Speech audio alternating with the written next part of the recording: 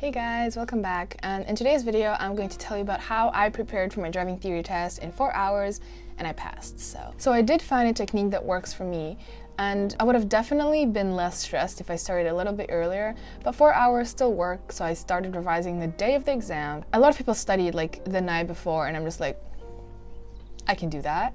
But I forgot that I actually have a lot of homework to do, so I only had about 3 to 4 hours of revision for my driving theory test. So I did pass. I got 47 out of 50 for the theory. The pass is 43 out of 50. And for the hazard perception, I got 64 out of 80, which is like not the best. If you don't know, the theory test, you can take it from when you turn 17, and then you can start learning how to drive as soon as you took the theory test. So the theory test consists of 2 parts, the multiple choice questions and the hazard perception.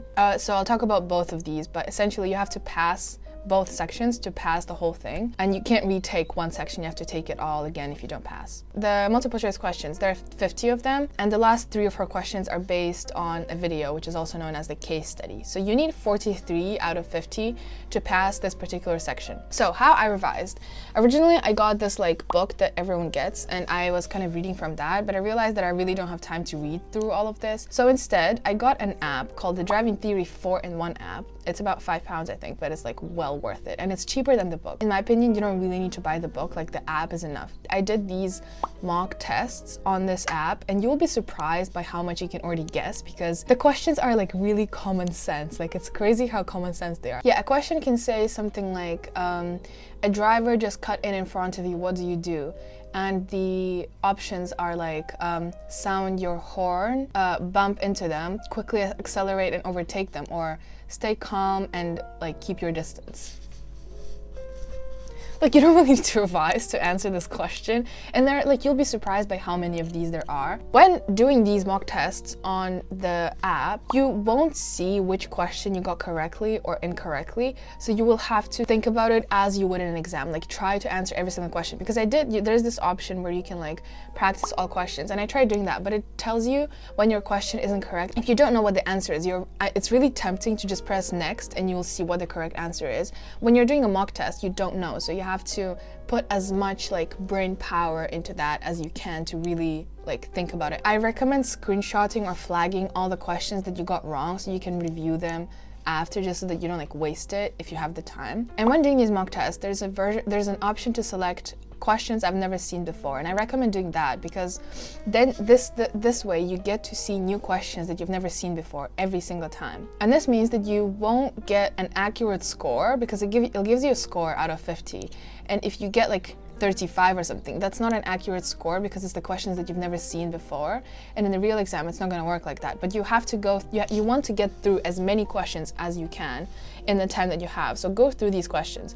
And for 50 questions you get 1 hour, but like, to be fair, I only took 20 minutes maybe to do each mock test, and I only took 20 minutes in the real thing as well, because like, if you know it, you know it. If you don't know it, then like you can spend 1 or 2 minutes thinking about it, but not the time that they give you basically. Like, it's just, there's no need to have an hour for the 50 questions. As for the mock tests, I did 5 tests on like while I was on the train and in the taxi, and I didn't pass a single one of them. I got like 38, 39 out of 50. And I just want to say, don't take it too closely to heart, because again, it's the questions that you've never seen before. So the score isn't an accurate representation of how well you're actually doing. And then after, like right before the test, if you have time, go through the flagged questions, or the ones that you screenshot, so the ones that you got wrong, because like these are the ones that you need to remind yourself of what the answer is. So I think the total possible questions is like 10 to 15 mock tests. So it's like, these are all the possible ones that they have on the app. I think it's like 500 to 700 possible questions. So if you have time to go through all of them, then that's great, but that's gonna take you longer than 4 hours.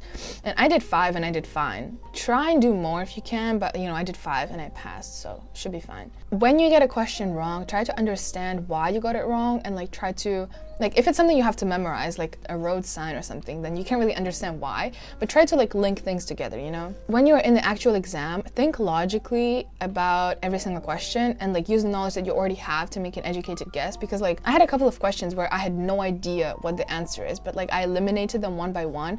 So instead of a 1 in 4 chance, you get 1 in 3 or 1 in 2, which is a much better chance. And in the actual exam, there's this option to flag questions. So I flagged every single question I was a little bit unsure about. Like, even if it was just a tiny bit, I flagged it. And once I went through all of the questions, I flagged like a third or half of them. So I kept going through the flagged questions, and every single time I would like unflag a couple of questions that I was like, okay, yeah, I'm pretty sure this is the right answer. You know, they give you plenty of time, so you don't actually need to rush. You have like plenty of time to go through the flagged questions. Now, hazard perception. So hazard perception is you have these videos, and you have to identify when a hazard is approaching. So a hazard is something that will cause you to take action, like that can either be changing direction or stopping or slowing down, but that's a hazard. And in every single video, there's at least one. You basically have a video from the point of view of the driver, and you're driving, and you have to press on the mouse every single time a hazard might be developing. So if you see you're driving across the road, and then a pedestrian might be about to cross the road, like you have to press the mouse when you think there's an approaching hazard. And when it's an actual hazard, you get points out of 5 depending on how early you notice that hazard. I'll show you an example here. Hi guys, Editing Uli here. I'm just gonna walk you through one of the examples that I literally just did, just to show you what it looks like. So here is us, the point of view from the driver. We're just cruising through the street, and we are trying to look for something that may cause you to take action. And the bottom line, the white line at the bottom, is basically where all the flags are going to appear, and you have to press the mouse every single time you think there's a hazard. So I just pressed the flag because the red car was turning. I was just like, oh, maybe this will be a problem, and I pressed the flag. So now we can see that in front of us, the car is just about to turn to its right, and you can see a motorcycle approaching as well. So this causes you to slow down, which means that this is a hazard. Here it showed us the amount of points that you get depending on how early you press the button, and obviously if you pressed it early enough, then you would get 5 points. I got 4 because I didn't press quite so early enough, but this is how this works. So these videos are actually available on the app that you use, because you literally just have to practice them, and they won't be the same in the actual exam, but you kind of get the hang of it, and it's actually, like, surprisingly, it's quite fun. I think to notice is that you can't press too many flags, because if you do, it's gonna say you have participated in unacceptable behavior. You're gonna score 0 for this clip. You have to concentrate on every single centimeter squared of the screen, like every single small bit. The hazard can be approaching from anywhere, so you really have to like pay attention when you're doing. A lot of people like neglect hazard perception for some reason, but you have to pass both sections to pass the whole thing, so don't ignore it. And finally, in the questions, in the multiple choice questions, there's this thing called the stopping distances, and they can ask you from the speed of the speed is 20, 30, 40, 50, and 60, and 70 miles per hour, and it can ask what's the overall stopping distance for 30 miles per hour, and you have to know the exact stopping distance. And a lot of people just remember it, but my mom actually came up with a formula that I use as well. You need to know the stopping distances in meters. I remembered it in car lengths because it gives it to you. I'll insert a photo here with car lengths, but basically for 20 miles per hour, it's 3 car lengths. For 30, it's 6. For 40, it's 9. For 50, it's 13. For 60, it's 18. And for 70, it's 24. So it's increasing, plus 3, plus 3, plus 4, plus 5, plus 6. So it's actually quite an easy formula to remember. 1 car length is about 4 meters, like about 4 meters. Like sometimes it's a bit more, sometimes it's a bit less. So if you just remember the number of car lengths for each speed, and you times it by 4 to get the number of meters, because the options that they give you, it's not going to be like 30, 31, 32, 33, you know? There's going to be a slightly bigger range. So if you get within a couple of meters, then it should be fine. So I use the stopping formula so you don't have to memorize every distance, and it works pretty well. So that's all the tips that I have for you guys. Good luck with passing the test, and remember that you can always retake it. And I know that it costs money, but like in the end of the day, if it helps you to stay more calm and less stressed in the real thing, then like, I mean, go for it.